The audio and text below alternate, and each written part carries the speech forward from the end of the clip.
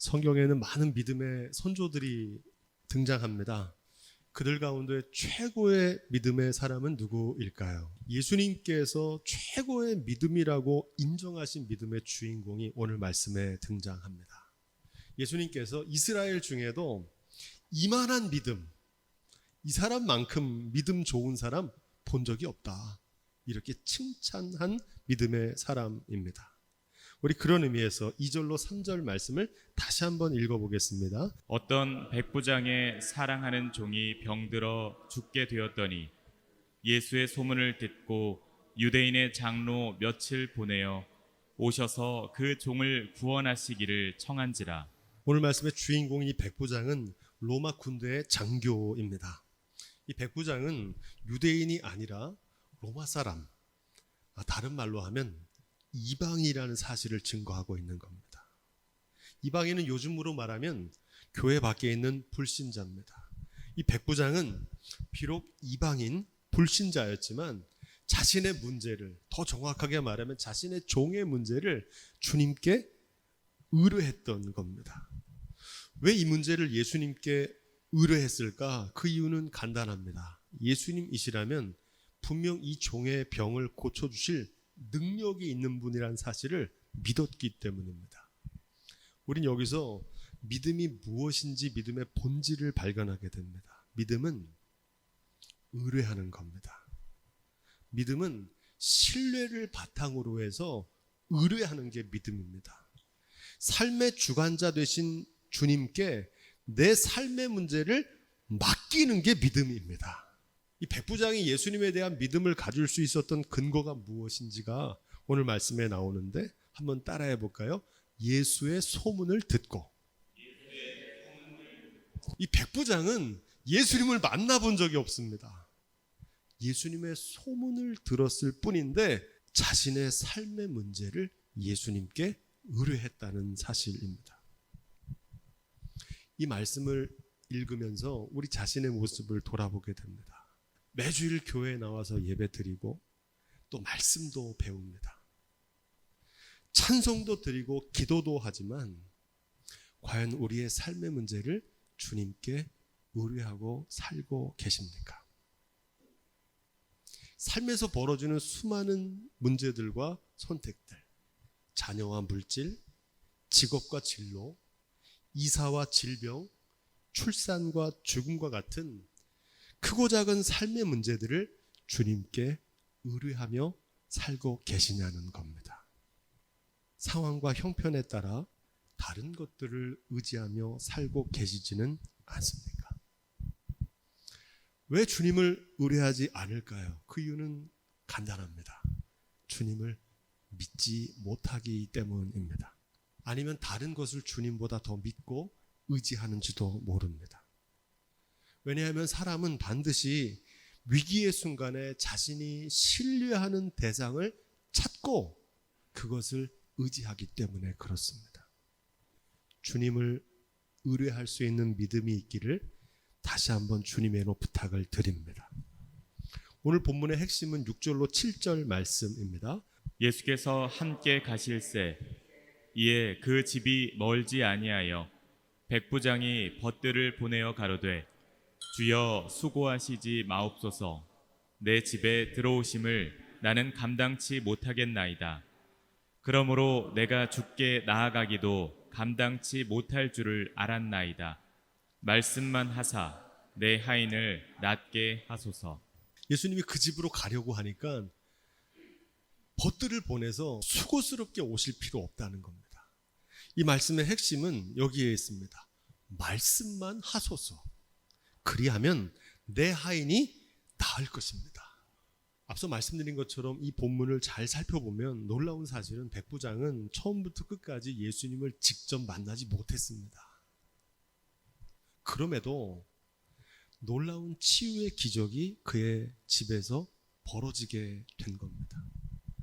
말씀만 하십시오. 그러면 나의 종이 나을 겁니다. 라고 하는 이 백부장의 말을 얼핏 보면 잘 이해할 수 없지만 그렇게 말한 이유가 8절에서 분명하게 나타납니다. 저도 남의 수하에 든 사람이요 제 아래에도 군병이 있으니 이더러 가라 하면 가고 저더러 오라 하면 오고 제 종더러 이것을 하라 하면 하나이다. 저도 남의 수하에 들었다는 말은 로마 제국의 군대의 소속이란 말이고, 제 아래에 군병이 있다는 말은 그가 100명의 군사를 거느린 지휘관이라는 사실을 증거합니다. 이더러 가라 하면 가고 오라면 온다는 겁니다. 내 종에게 이렇게 하라 그러면 그대로 한다는 겁니다. 로마 황제가 명령하면 총독이 따르고, 천부장이 명령하면 백부장은 따릅니다. 백부장이 명령하면 군사들은 그 명령에 따르게 돼 있는 겁니다. 상명하복과 위기의 질서입니다. 하물며 사람의 명령에도 따르는데 하나님의 아들이신 예수님의 명령이라면 무조건 따르겠다는 고백입니다. 이 믿음의 고백이 저와 여러분 가운데 있기를 주님으로 부탁을 드립니다. 주님께서 하라 하시면 하면 됩니다. 가라 하시면 가면 되고 오라 하시면 오면 됩니다. 이 백부장의 고백을 통해서 믿음의 또 다른 본질 하나를 발견하게 되는데, 그것은 믿음은 순종이라는 겁니다. 하나님을 경외하는 믿음이 있으면 반드시 그 말씀대로 준행한다는 겁니다. 제가 이해할 수 있으면 순종하겠습니다. 여러분, 이건 순종이 아니라 동의입니다. 동의는 순종이 아닙니다. 이렇게 바꿔주시면 그럼 순종하겠습니다. 이건 순종이 아니라 합의하는 겁니다. 합의는 순종이 아닙니다. 동의하거나 합의하는 것을 순종으로 오해합니다. 내가 하고 싶은 거, 내가 좋아하는 거 하는 거, 그거 순종이 아닙니다. 믿음은 전적인 순종을 말합니다. 내 생각으로는 이해도 되지 않아요. 내 판단으로는 틀린 것 같아요. 동의할 수가 없어요. 합의가 되지 않습니다. 하지만 삶의 주관자 되신 주님의 말씀이라면 내 생각, 내 판단 내려놓고 그대로 믿고 따르는 것이 순종입니다. 쉽지 않습니다. 순종하는 사람이 적습니다. 그런 의미에서 이 믿음이라는 말과 순종이라는 말은 같은 말입니다. 어떤 분들은 믿음이냐 행함이냐, 믿음과 행함을 분리하는데, 믿음이 있으면 행동하게 돼 있습니다. 행함이 없는 믿음이 죽은 믿음이라는 말은, 행함이 없는 믿음은 믿음이 아니라는 말입니다. 믿음이 있는 사람은 반드시 그 행동으로 순종의 삶이 나타나게 되는 줄로 믿습니다. 순종하지 않는 건 믿음이 없기 때문입니다. 믿음의 반대말을 많은 사람들은 믿음 없음이라고 생각하는데, 믿음의 반대말은 염려입니다. 믿음의 반대말은 두려움입니다. 믿음의 반대말은 불안입니다. 염려와 두려움과 불안 가운데 있는 이유는 믿음이 없기 때문입니다.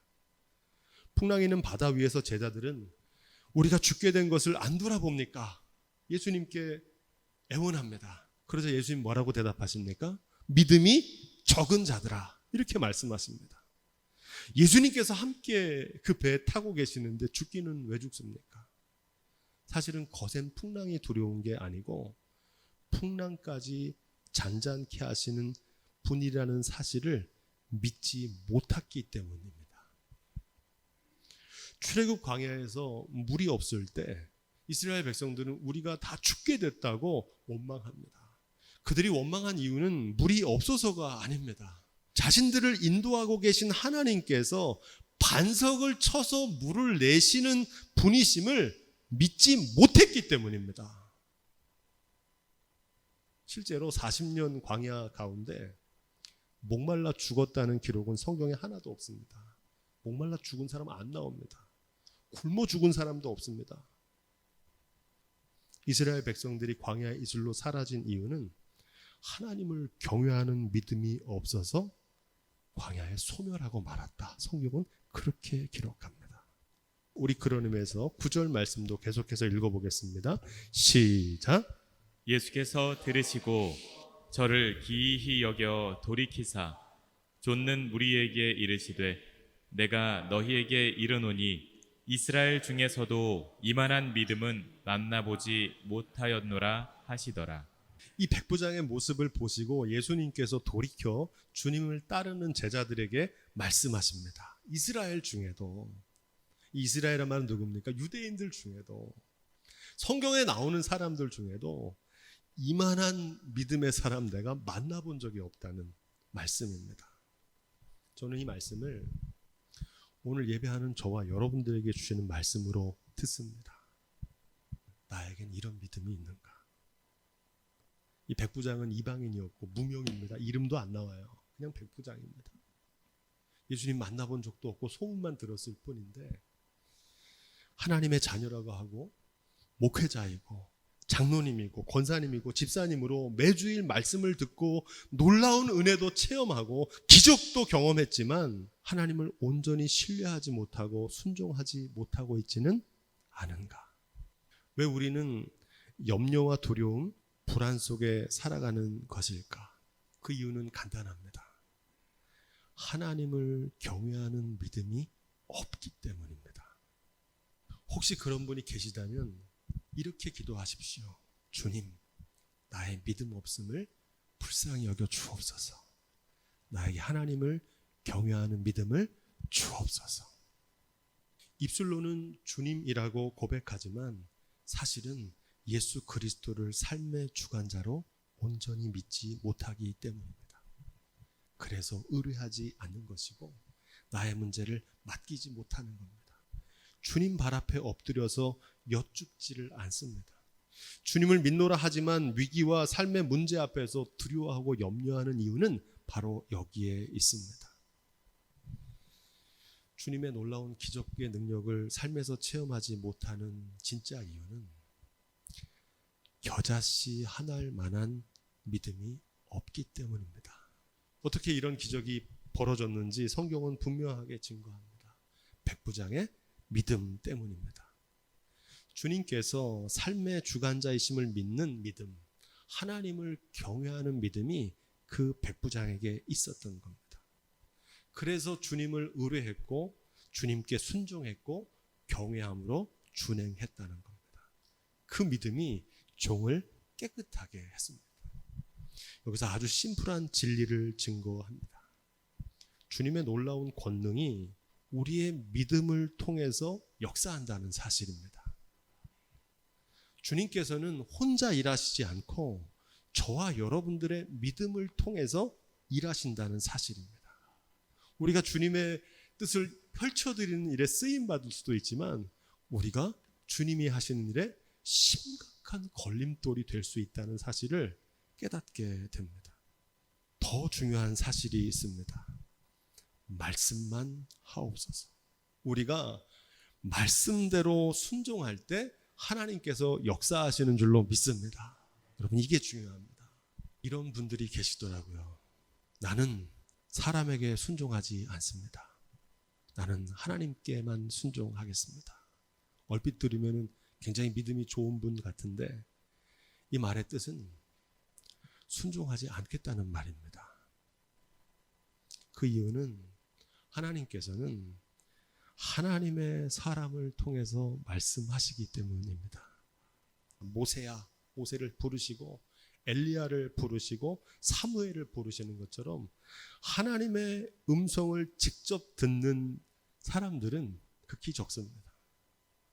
하나님께서는 대부분 하나님의 사람을 통해서 말씀하십니다. 하나님의 음성을 어떻게 들을 수 있겠습니까? 하나님의 말씀을 들어야 순종할 거 아닙니까? 거기에 대해서 신학자 칼 바르트는 이렇게 말합니다. 첫 번째는 한번 따라해 보겠습니다. 기록된 말씀. 기록된 말씀을 통해서 하나님의 말씀을 듣는다는 겁니다. 기록된 말씀이 뭡니까? 하나님의 말씀 성경 66권 성경인 줄로 믿습니다. 저는 주로 하나님 말씀을 어떻게 듣느냐? 저는 성경을 읽으면서 듣습니다. 여러분, 성경이 증거하는 하나님의 말씀을 들을 수 있기를 주님의 이름으로 축복드립니다. 두 번째 하나님 말씀을 어떻게 듣느냐? 따라해 보겠습니다. 계시된 말씀. 말씀이 육신이 되신 예수 그리스도의 삶과 십자가의 죽음을 통해서 하나님의 말씀이 예수 그리스도를 통해 증거된 줄로 믿습니다. 그래서 이렇게 물으시면 돼요. 예수님이라면 어떻게 하셨을까? 그러면 정확한 답이 나옵니다. 이거는 믿지 않는 사람들도 알아요. 교회 안 다니는 사람들도 예수님이라면 어떻게 하셨을지를 안다고요. 그런데 문제는 예수님을 믿는 사람들조차도 예수님이라면 어떻게 하셨을지를 묻질 않아요. 계시된 말씀인 예수 그리스도를 통해서 하나님의 음성을 들을 수 있는 저와 여러분들이 되시기를 주님으로 축복드립니다. 끝으로 세 번째는 선포된 말씀입니다. 따라해 보겠습니다. 선포된 말씀.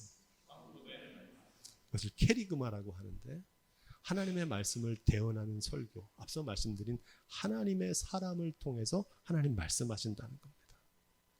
지금도 하나님께서 강단에서 하나님의 말씀을 들고 그대로 선포하는 이 말씀을 통해서 말씀하고 계시는 줄로 믿습니다. 오늘 우리가 함께 읽었던 봉독한 말씀 마태복음 7장 24절로 27절은 아주 유명한 말씀입니다. 반석 위에 집을 지은 자와 모래 위에 집을 지은 자에 관한 말씀인데 이 말씀의 핵심은 오늘 우리가 전하는 것과 똑같습니다. 하나님의 말씀을 듣고 그 말씀대로 준행하며 살아야 된다는 겁니다. 신앙의 생활화를 증거합니다. 말씀을 듣고 그 말씀을 삶에 적용하고 실천하지 않으면 아무 소용이 없다는 뜻입니다. 저는 믿음을 수용에 자주 빗대어서 말하는데 믿음을 수용에 빗대면 두 가지로 구분할 수 있습니다. 첫 번째 믿음의 유형은 땅을 짚고 헤엄치는 믿음입니다. 이와 달리 또 다른 믿음의 모습이 있는데 거친 파도를 헤치고 나가는 믿음입니다. 땅을 짚고 이렇게 헤엄치니까 수영을 잘하는 줄 알아요. 그런데 그의 진짜 수영 실력은 키를 넘는 깊은 물을 만날 때 드러납니다. 신앙생활도 똑같습니다. 수영을 잘하는 줄로 알았는데 위기가 닥쳐오니까 물을 혼자 다 마시는 겁니다. 허우적거리면서 다른 사람까지 잡아당겨서 물에 빠뜨리더라고요. 땅을 짚고 헤엄치는 믿음은 아무짝에도 쓸모없는 개똥 같은 믿음이라 그래요. 쓸데가 없어요. 이와 달리 위기의 순간에 다른 사람도 건져낼 수 있는 수용 실력을 갖춘 믿음이 있더라고요. 하나님의 말씀은 삶을 변화시키는 능력이 있어서 그 말씀을 적용하고 실천하면요 반드시 놀라운 기적을 체험하게 되어 있습니다. 그 체험은 우리의 간증이 되고요. 이 간증은 신앙 고백이 됩니다. 그래서 우리의 신앙생활은 외모를 그럴듯하게 가꾸는 게 아니라 위기의 순간에 드러나는 우리의 중심을 날마다 주님 앞에 반듯하게 세우는 데 있는 줄로 믿습니다. 신앙생활은 남에게 보이기 위해서 과시하기 위해서 하는 전시용이 아니라 우리의 영혼과 삶을 지키는 실전용이 돼야 됩니다. 모래 위에 집을 짓는 자와 반석 위에 집을 짓는 것 가운데 여러분들은 어떤 편이 더 좋다고 생각하십니까? 당연히 반석 위에 집을 짓는 게 좋습니다. 그런데 왜 많은 사람들이 모래 위에다가 집을 지을까요? 그 이유는 모래 위에 집을 지으면 더 빨리, 더 크게, 더 쉽게, 더 싸게 지을 수 있기 때문입니다. 요즘으로 말하면 가성비가 좋은 거예요. 반석 위에 지으려면 주초를 놓아야 되고 오랜 시간, 많은 노력, 더 큰 비용이 요구되기 때문에 그렇습니다.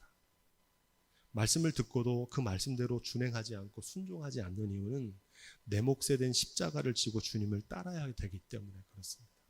말씀대로 순종하려면 자기를 부인하고 자기 희생으로 하늘의 밀로 썩어져야 되기 때문에 그렇습니다. 장인 정신으로 만든 제품을 가리켜서 명품이라고 합니다. 영어로 마스터피스라고 하고요.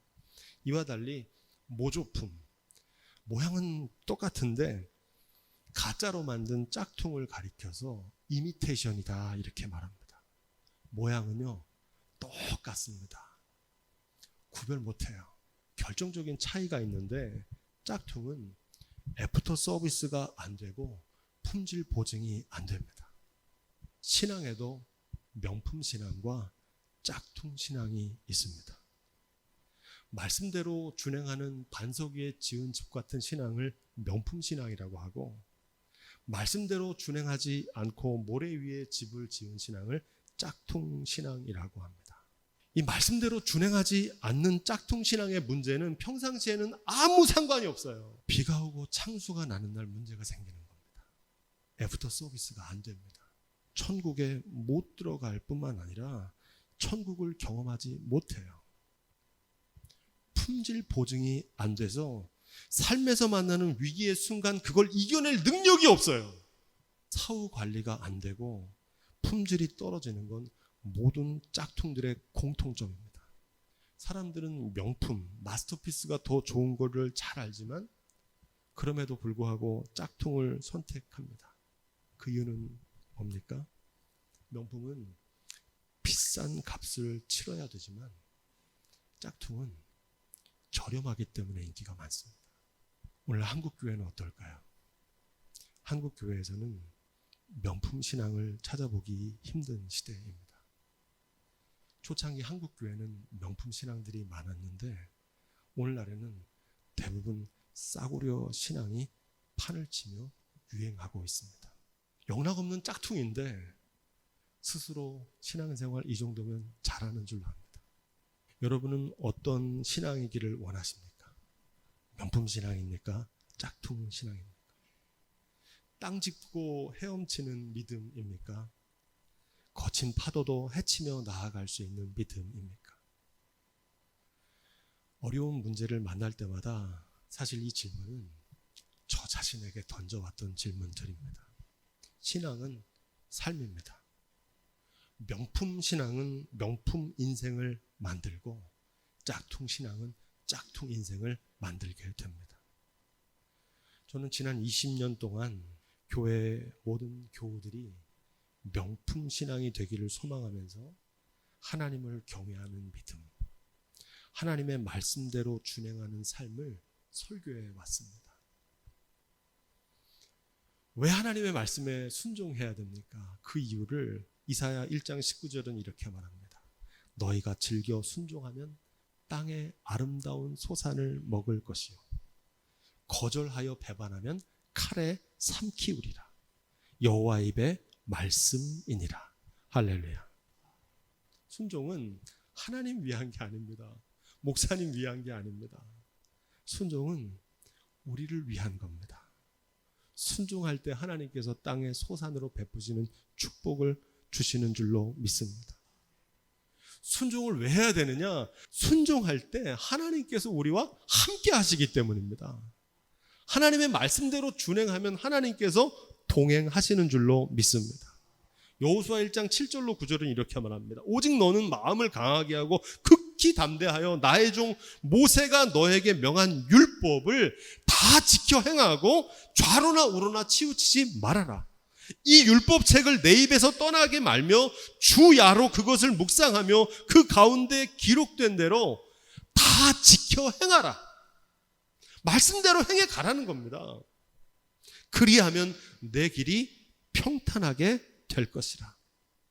내가 어디로 가든지 내 하나님 여호와가 너와 함께 하느니라. 할렐루야. 말씀대로 준행하면 하나님께서 함께 하시고 동행해 주시는 줄로 믿습니다. 끝으로 하나님 말씀대로 왜 준행해야 되느냐? 하나님 말씀대로 순종하면 어떠한 고난과 박해 가운데도 부활의 소망을 품고 마침내 승리하기 때문입니다. 바라기는 부디 말씀대로 준행하는 반석 위에 지은 집과 같은 명품 신앙, 명품 인생, 명품 교회가 되기를 주님의 이름으로 축복드립니다.